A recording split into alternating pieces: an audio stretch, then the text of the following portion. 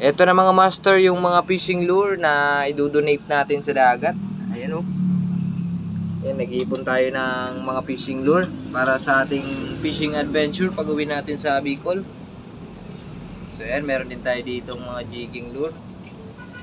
Ayan, susubukan din natin ito mga master, itong popping na to. Ayan o. Subukan natin yan mga master. Ayan. Ito, gusto ko tong subukan mga master, yung jig poy. Effective daw to. Saka itong mga pang fast jig, 60 grams. Meron din tayo dito mga master na 100 grams. Ayan o. At ito mga master, ayan o yung mga pang top water natin. Ayan.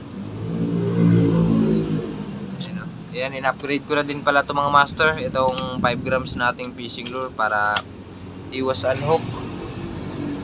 Ayan o. Upgraded na yan mga master. From Proveros number 10 na assist hook. Ayan, ganun din to mga master. Upgraded na din to. Ito yung kagati ng mga talakitok doon sa amin mga master. Kaya palagi akong bumibili nito. Kaso nga lang palagi din nadodonate. Ayan, ito susubukan ko din mga master oh. Parang kagati ng ano talaga. Ayan, generic na banana lure. Ayan, mumurahin lang to mga master pero in-upgrade natin yung hook. Ayan oh.